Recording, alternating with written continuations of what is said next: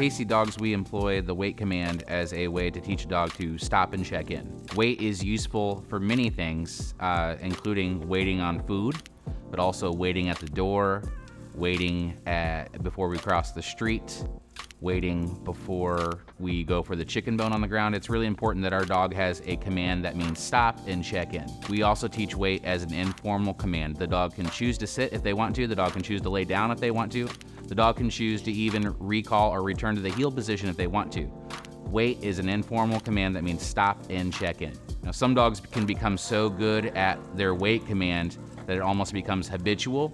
And we've seen owners will forget to release their dog from the wait command, and like they'll open the door and the dog's kind of just like looking at them, and they always remember. So having also teaching the dog to wait and check in until they're released is very important. It's the most common thing you'll hear me use with my own personal dog on a walk is wait, and also like a let's go. Wait maybe goes to heel. Wait before a recall. Wait and check in is just a really good concept, but I primarily do teach it at doorways with clients, and then we also teach it on the walks. Like in the olden days, it was always like every time you stop, the dog has to sit.